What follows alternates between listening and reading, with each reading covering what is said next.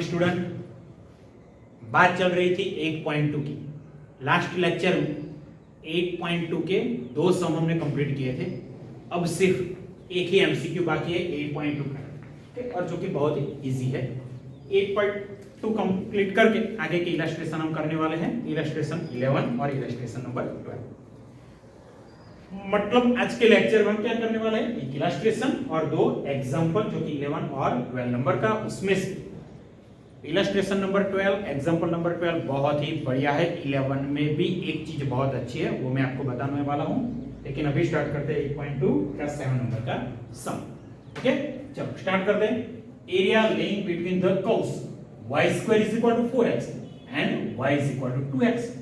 मतलब ये जो दो कर्व हमको दिए हुए हैं y² = 4x, अब तो देख के आपको पता चल गया होगा कि ये पैराबोला का स्टैंडर्ड इक्वेशन है, और जो दूसरा इक्वेशन है y = 2x, वो लाइन का इक्वेशन है। तो पैराबोला कौन सा आने वाला है, देखो स्टैंडर्ड इक्वेशन है, मतलब वर्टेक्स आएगा 0 0, और शेप कौन सा, y की जगह पे -y रख दो, इक्वेशन में कोई चेंज नहीं आता। Then given equation given equation is symmetry about x axis. Shape कौन सा, शेप आएगा C वाला, क्योंकि यहाँ पे पॉजिटिव है। ओके, y² = 4 पॉजिटिव 4x है। तो लिख लेते हैं पहले, चलो इंफॉर्मेशन दोनों कर्व के बारे में। तो यहाँ पे मैं लिख लेता हूँ हियर y² = 4x से this is result 1, equation number 1 is equation of parabola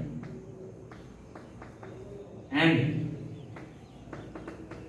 its vertex is O0 0 origin, और दूसरा कर्व है वो है लाइन का equation y = 2x। Equation number 2 is equation of line. Now we find intersection point of parabola and line.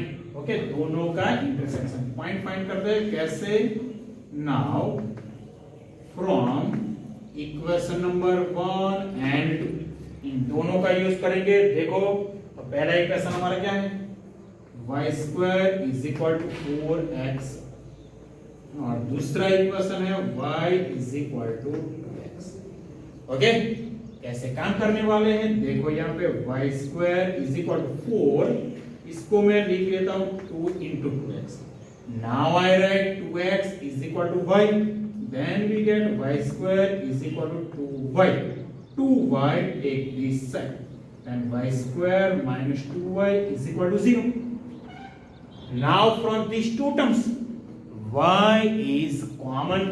Okay, y को common ले लेंगे, तो यहाँ पे y कॉमन हो गया, तो y - 2 = 0। Then from first term y = 0 and c second bracket is equal to 0. Then we get value of y is 2. Then we get here 2 value of y, which is 1. One of them is 0 and second one is 2. Then there are total 2 intersection points. Now I put this value of y in equation number 2. Okay, equation number 2 में ये दोनों value हम रख देंगे। If y = 0, then 2 implies what we get, put here y = 0 is equal to 2x, implies value of x is also 0. Then one intersection point is origin, which is 0 0, and if y = 2, then c result 2 implies put 2 = 2x from both sides, 2 cut, then we get value of x is 1. Then there are 2 intersection point, one of them is origin, okay, and second point is a1, I write here, therefore intersection points are first point origin, okay, O 0 0, and second point A1, तो ये दोनों हमारे intersection point हो गए। तो बात करने वाला है फिगर की, कैसे आएगी फिगर, कैसे ड्रॉ करेंगे, देख लेते हैं। शेप आने वाला है सी, ये हम जानते हैं। ओके, सेक कौन सा आने वाला है? सी वाला। तो ये हमारा हो गया y एक्सिस, ये हो गया x और ये हो गया पैराबोला। अच्छी तरह से ड्रॉ कीजिएगा, ये पैराबोला, ये ओरिजिन है हम जानते हैं, और पॉइंट 1 2 शायद यहाँ पे कहीं होने वाला है। तो लाइन भी ड्रॉ कर देता हूं, देखो ये अच्छी तरह से लाइन मैंने ड्रॉ कर दी, और लाइन का इक्वेशन क्या है? y is equal to 2x। ये पॉइंट हमारा है इंटरसेक्शन पॉइंट O 0 0। ओके, ये पॉइंट होने वाला है 0 0, और ये दूसरा इंटरसेक्शन पॉइंट है जो कि है A1, और रीजन हमको दिख रहा है, बहुत अच्छा रीजन है। इसमें कोई भी लाइन ड्रॉ करो आप, दोनों हर एक समय दोनों को टच करने वाली है, मतलब x या फिर y, इन दोनों में से किसी की भी लिमिट आप अप्लाई कर सकते हो। चलो हम लिमिट अप्लाई करने वाले हैं x। ओके, ये कर्व जो है पैराबोला, उसका इक्वेशन भी यहाँ पे मैं लिख लेता हूँ, y square is equal to. चलो हम लिमिट किस चीज की लेने वाले हैं? x की। तो सब्जेक्ट y को बनाना पड़ेगा, तो यहाँ पे y को मैं सब्जेक्ट बना देता हूं। देखो नाउ पहला इक्वेशन है हमारा y square is equal to 4x, taking square both side, then 2 into x raised to 1/2, से दिस इज fx। और दूसरा इक्वेशन है हमारा y is equal to 2x, और इसको बोल दो gx। तो gx हमें मिला 2x, और fx हमारा क्या है? 2 into x raised to 1/2।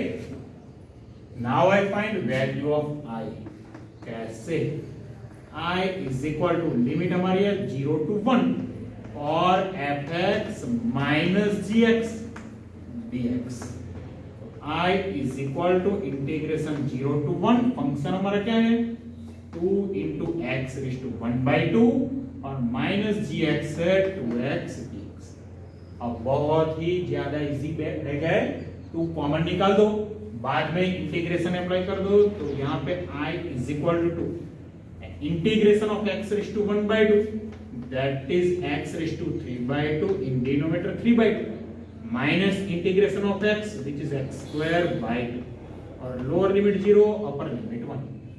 तो i is equal to 2 as it is, यहाँ पे हो जाएगा 2/3, और अब x की वैल्यू 1 है, तो 1 raised to 3/2 that is 1। now I put here x is equal to 1, then 1/2। if I put lower limit, then put x is equal to 0, then both term are 0। 2/3 minus 1/2, now I take LCM, LCM is 6, 2 2s are 4, minus 3 1s are 3, 4 minus 3 we get 1, and denominator 6, 2 into 1/6 that is 1/, then our area A is equal to modulus of I, that means modulus of 1/3, and modulus of 1/3 same as 1/3, then our area is 1/3 square unit।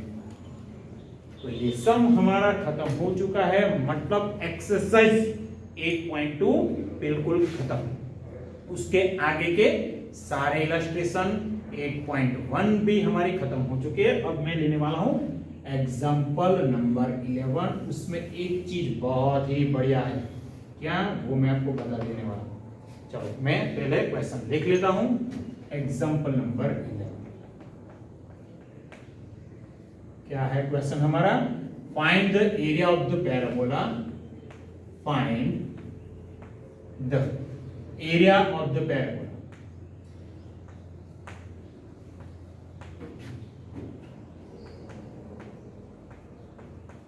Equation कौन सा है? y square is equal to 4ax bounded by its latus rectum. ये words बहुत ही बढ़िया है, latus rectum. Okay, parabola तो हम जानते हैं y square is equal to 4ax है, तो पैराबोला तो बहुत इजी है, और ये स्टैंडर्ड इक्वेशन है, तो इसका वर्टेक्स 0 0 होने वाला है। शेप कौन सा? अगर y की जगह पे माइनस y रखो इक्वेशन में कोई चेंज नहीं आता। That means given equation symmetry about x axis and here I take a is positive. Okay, a को मैं पॉजिटिव एज्यूम कर लेता हूं तो शेप आएगा c। चलो ये शेप भी हमें पता चल गया कि इस पैराबोला का शेप कौन सा है, c वाला है। ओके, लेकिन ये लेटस रेक्टम क्या है भाई? लेटस रेक्टम क्या है, ये थोड़ी नई बात है, देख लेते हैं। तो पहले मैं पैराबोला के बारे में लिख लेता हूं। चलो आप सोचो लेटस रेक्टम क्या है। Here y square is equal to 4ax, result 1 is equation of parabola, is equation of parabola and its vertex is O0 0, इसकी वर्टेक्स है O0 0। और लेटस रेक्टम क्या है? तो ये पैराबोला है तो उसका फोकस कौन सा आएगा? फोकस आएगा 11th में हम पढ़ चुके हैं कॉनिक्स चैप्टर में, फोकस आएगा A0। तो ये भी मैं लिख लेता हूं and it's focus is A0। तो लेटस रेक्टम क्या है? तो लेटस रेक्टम मतलब है कोड which passes through focus of parabola and perpendicular to its axis. तो ये पैराबोला है तो इसकी एक्सिस क्या है? तो एक्स एक्सिस, तो उसके साथ परपेंडिकुलर होगा कोई भी कोड जो कि A0 में से पास होने वाला है। तो यहाँ पे मैं पैराबोला ड्रॉ कर देता हूँ। देखो बहुत इजी है लेकिन बहुत बढ़िया भी है। ये हमारा y और x एक्सिस मैंने ड्रॉ कर दिया, ये x और ये y, ये हो गया हमारा पैराबोला। और इसका इक्वेशन है y square is equal to 4ax और ये हमारा फोकस हो गया। तो कोड में ड्रॉ करता हूं और वो कोड क्या होगी? x एक्सिस से परपेंडिकुलर, सॉरी ओके, ये परपेंडिकुलर होने वाली है। ये पॉइंट है हमारा A0। तो ये जो कोड है उसको हम बोलते हैं लेटस रेक्टम। ओके, तो यहाँ पे एक और चीज हमें लिखनी चाहिए, here equation of latus rectum. कौन सा इक्वेशन आएगा यहाँ पे लेटस रेक्टम का? तो ये लाइन जो कि वर्टिकल लाइन है तो इसका इक्वेशन आने वाला है। ये लाइन A0 में से पास होती है तो इसका इक्वेशन क्या होगा? x is equal to a। Equation of latus rectum is x is equal to. तो बाउंडेड रीजन हमें क्या मिला? तो ये पूरा का पूरा बाउंडेड रीजन मिला जो कि पैराबोला और लेटस रेक्टम से बंद है। तो लिमिट, तो ये लाइन हमारी है y एक्सिस मतलब x इज इक्वल टू 0, तो लिमिट आएगी 0 टू a। लिमिट हमारी हो गई।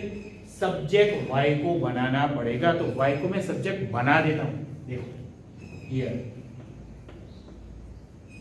y square is equal to 4ax taking square both side, then y is equal to a raise to 1/2 x raise to 1/2 is equal to fx। चलो y को subject बना दिया, लेकिन देखो यहाँ पे मैंने पॉजिटिव रूट लिया है। पॉजिटिव रूट मतलब जो ये रीजन आता है उसमें रीजन थोड़ा सा पहले क्वाड्रेंट में है, थोड़ा सा फोर्थ क्वाड्रेंट में है। तो y पॉजिटिव है मतलब हमें जो भी एरिया मिलेगा वो तो पहला क्वाड्रेंट का मिलेगा।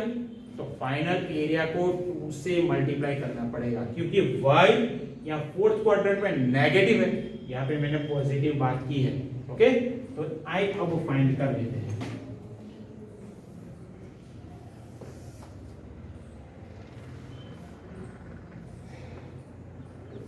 चलो now I is equal to, limit हमारी फिक्स हो गई है 0 to a। Okay, 0 to a limit और fx dx। I is equal to integration 0 to a, function क्या है 2 into e raise to 1/2 x raise to 1/2 dx। और यहाँ पे 2 इंटू e रेज़ टू 1/2 जो कि कांस्टेंट है तो उसको मैं बाहर निकाल देता हूं, तो I is equal to 2 into e raise to 1/2 बाहर, और जो x रेस टू 1/2 है उसका integration x raise to 3/2 divide by 3/2, और लिमिट हमारी होगी 0 to a, then I is equal to 2 into a raised to 1/2. I write 2/3 here and put x is equal to a raised to 3/2, and if I put lower limit x is equal to 0, then go 0. 2 2s are 4, I is equal to 4/3, and see here a raised to 1/2 into a raised to 3/2.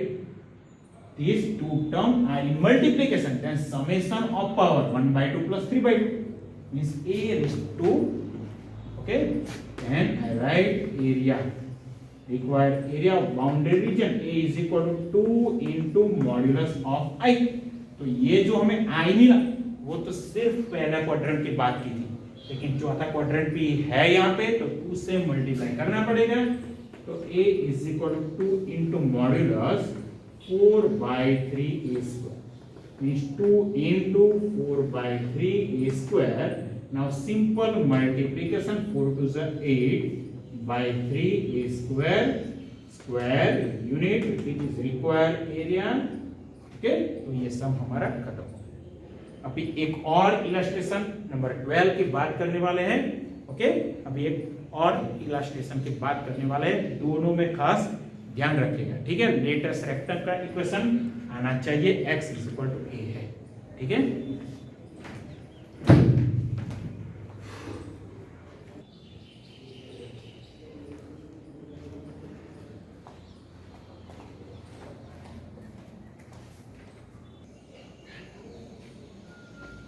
चलो बच्चों, अभी बात कर लेते हैं example number 12, जो कि बहुत ही बढ़िया है। क्या है उसमें बहुत बढ़िया चीज, वो भी मैं आपको बता देता हूं। देख लो पहला question, find the area of the reason bounded by the line y is equal to 3x plus 2, the x axis and the coordinate x is equal to -1 and x is equal to 1। तो जो 8.1 हमने start किया था, शुरुआत की थी chapter में, तब सिर्फ एक ही फंक्शन था, यहां पे सेम वैसा ही है, एक ही फंक्शन है। तो आप लोग क्या करते हो, डायरेक्ट आई फाइंड कर ले, तो लिमिट तो आप सोच रहे हो कि लिमिट तो हमारी है, बहुत इजी लिमिट है, -1 to 1, ओके, और फंक्शन हमारा y is equal to 3x plus 2, इसको fx बोल देते हो आप। तो आप क्या करते हो, पहले i फाइंड कर लेते हो, लिमिट कौन सी, -1 to 1, और fx मतलब है 3x plus 2, तो i आपने फाइंड कर लिया, बाद में लिख ले, तो area a is equal to modulus of i। लेकिन यहां पे थोड़ा चेंज है, क्या चेंज है आपको बता देता हूं, लेकिन पहले लाइन हम ड्रॉ कर देते हैं। ओके, लाइन कैसे ड्रॉ करेंगे इसकी बात अभी मैं नहीं करता हूं, ओके, लाइन की बात करता हूं, सिर्फ लाइन। तो यहां पे पहले मैं लिख लेता हूं, here y is equal to 3x plus 2, इसको मैं fx बोल देता हूं, और इसको रिजल्ट 1 भी बोलता हूं, इज इक्वेशन ऑफ लाइन। तो ये लाइन का इक्वेशन है, हम जानते हैं। ओके, चलो, तो लाइन मुझे ड्रॉ करनी है, तो मुझे मिनिमम 2 पॉइंट तो चाहिए ही चाहिए। तो कैसे, तो हम ऑलरेडी 11th में चैप्टर 6 में पढ़ चुके हैं, ओके, और 12th में चैप्टर 12 में भी, सॉरी चैप्टर नंबर 12 उसमें भी आने वाला है। तो यहाँ पे एक छोटा सा मैं बॉक्स बना देता हूँ, टेबल बना देता हूँ, x एक बार 0 लो और दूसरी बार y, ये दोनों 0 हम लेंगे, तो हमने दूसरा कोऑर्डिनेट मिलेगा। अगर x यहाँ पे 0 लिख लो, तो y हमें मिलेगा यहाँ पे 2, और y की वैल्यू 0 रखो, तो x क्या मिलेगा 2, इस साइड पे आ जाएगा तो -2/3। तो यहाँ पे ये 2 पॉइंट मिले जहां से लाइन पास होने वाली है, तो यहाँ पे हम लिख सकते हैं, therefore here given line passes through points तो पहला पॉइंट है ए 0 2 एंड दूसरा पॉइंट है बी, इसको मैं बोल देता हूं बी -2/3 0। ओके, ये लाइन इन दोनों पॉइंट में से पास होने वाली है, लेकिन जो पहला पॉइंट है वो कहां पे है? देखो यहाँ पे x कोऑर्डिनेट 0 है, तो ये पॉइंट आने वाला है y एक्सिस पे, और ये दूसरा पॉइंट है उसका y कोऑर्डिनेट 0 है, तो ये पॉइंट आएगा x एक्सिस पे। तो यहाँ पे आगे मैं लिख लेता हूं which lies on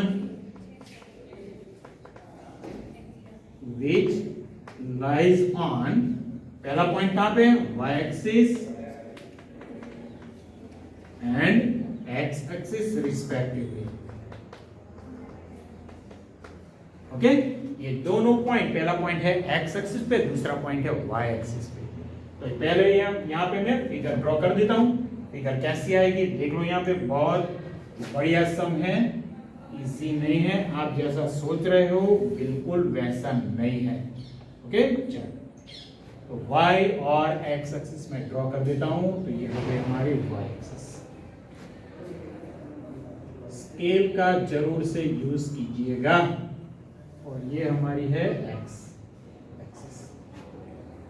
तो जो दो पॉइंट हमें मिले वो मैं बता देता हूं। तो पहला पॉइंट है 0 2 मतलब है y पे, और -2/3 मतलब है x एक्सिस। तो ये लाइन पहले मैं ड्रॉ कर देता हूं, बाद में पॉइंट लिखूंगा तो अच्छा रहेगा। तो ये लाइन मैंने ड्रॉ कर दी। ओके, अब मैं पॉइंट लिख लेता हूं। तो ये पॉइंट हमारा है a 0 2 और ये पॉइंट है b। ये पॉइंट हमारा a और इसके कोऑर्डिनेट है 0 2। ओके, 0 और ये b है तो उसका कोऑर्डिनेट है -2/3 0 मतलब -0.66। और अभी हमें दो कोऑर्डिनेट जो दिए है वो है x =-1। तो देखो ये है -0.6, तो x =-1 आएगी या इस साइड पे। तो यहाँ पे मैं ड्रॉ कर देता हूँ x -1 और दूसरी लाइन है x =1 जो कि बहुत इजी है, इस साइड पे आने वाली है। ये लाइन हो गई x =1। चलो अब फिर से बात करते हैं, क्वेश्चन से शुरू करते हैं। Find the equatorial area of the reason bounded by line. तो ये लाइन हमें मिल गई। ओके, ये लाइन हमारी हो गई y = 3x + 2। आगे क्या लिखा है? लाइन द x एक्सिस, ये हो गया हमारा x =-1 एंड दूसरी लाइन है x +। तो ये जो एरिया हमें मिला है ये दो पोर्शन में डिवाइड हो चुका है। ओके, जो नीचे का पोर्शन है वो थर्ड क्वाड्रेंट में है, मतलब यहाँ पे y नेगेटिव आने वाला है। और ये जो पहला पोर्शन है उसमें ये जो पोर्शन है वो थोड़ा सा पहले क्वाड्रेंट और थोड़ा दूसरे क्वाड्रेंट में है। मतलब क्या हुआ? तो यहाँ पे जो ऊपर का पोर्शन है यहाँ पे y हमेशा पॉजिटिव रहेगा और यहाँ पे y नेगेटिव रहेगा। तो यहाँ पे टोटल दो पार्ट्स करने होंगे। तो इसको मैं बोल दूंगा, यह इसका जो एरिया हम निकालेंगे उसको बोलूंगा I1 और यहाँ से जो फाइंड करूंगा वो होगा I2। और दोनों में फंक्शन तो सेम ही रहेगा। फंक्शन हमारा क्या है? y = 3x + 2 मतलब ये जो जहां पे ये जो रीजन है वो इसी लाइन से बंद हो जाएगा। सिर्फ चेंज आएगा लिमिट में। यहाँ पे लिमिट आएगी -1 to -2/3। ओके, -1 तो ये लाइन हो गई हमारी x = -2/3 और जो I2 में रहेगी लिमिट -2/3 to 1। तो I1 और I2 दोनों अलग से फाइंड करने होंगे और फाइनल एरिया कौन सा आएगा? A = (I1 + (I2)। तो I1 की बात कर लेता हूं यहाँ पे। तो पहले नाउ लिमिट कौन सी? -1 to -2/3 fx dx। देखो यहाँ पे I1 -1 to -2/3 फंक्शन हमारा है 3x + 2। तो 3x + 2 dx। Simple integration of x is x² by 2 and integration of 2 is 2x और लिमिट हमारी है -1 to -2 by 2. Now see here, first I apply upper limit. I1 is equal to, in first bracket, see in first bracket, 3 by 2 as it is. X square minus 2 by 3 square, that is 4 by 9. Put here x is equal to minus 2 by 3. Then we get minus 4 by 3. Now I apply the lower limit. Then I put x is equal to minus 1 now. Minus 1 square plus 1. The remaining term is 3 by 2 and put here x is equal to minus 1. Then we get minus 2.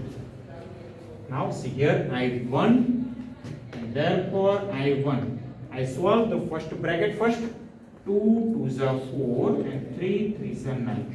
2 by 3 minus 4 by 3. Denominator is same, then 2 minus 4 we get minus 2 by 3 from first bracket.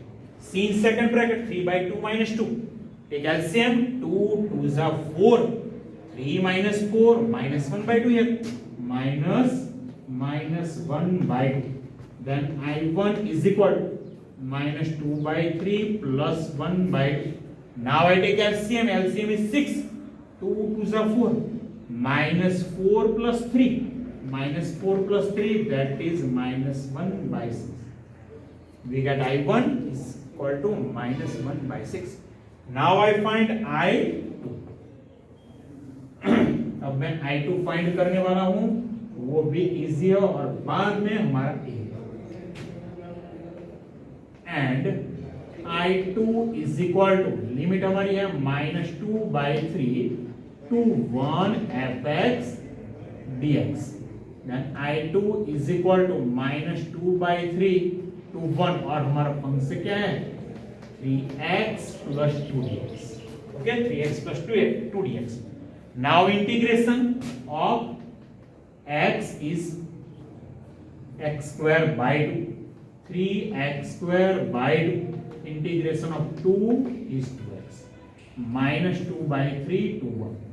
Now first I apply upper limit, then put first x is equal to 1 here, then 3 by 2 plus 2 1 z minus now lower limit, then I put x is equal to minus 3 2 by 3 3 by 2 as it is, put here minus 2 by 3 square 4 by 9 and put here minus 2 by 3, we get minus 4 by, now I take LCM here, 2 2s are 4 plus 3, 4 plus 3 7 by 2 minus 2 2s are 3 3s are 2 by 3 minus 4 by 3, 2 by 3 minus 4 by 3 we get minus 2 by 3 minus minus plus 7 by 2 plus 2 by 3. Now take LCM. LCM is 6. 7 3s are 21, 2 2s are 4, 21 plus 4 25 by 6. तो ये हमें I2 मिल गया. अब last area, therefore require area क्या मिलेगा यहाँ पे A is equal to modulus of I1 plus modulus of I2. A is equal to, but we get I1 is minus 1 by 6, then modulus of minus 1 by 6 plus modulus of 25 by 6. Modulus of minus 1 by 6, simple positive 1 by 6 plus 25 by 6. Okay, here denominator same, then summation of numerator 25 plus 1 26 by 6. तो यहाँ 2 से cut होने वाला है तो 13 by 3 which is our final answer. Required area is 13 by. तो ये सम खत्म हो चुका है. लाइन देखो यहाँ पे -1 to 1 डायरेक्ट लिमिट नहीं ली है, यहाँ से ब्रेक होता है ग्राफ. ओके, तो ये चीज का खास ध्यान रखिएगा. काफी सारे सम बाकी है. एक्सरसाइज 8 मिसलेनियस वो भी बाकी है, लेकिन सब काम करेंगे अगले लेक्चर में. ओके.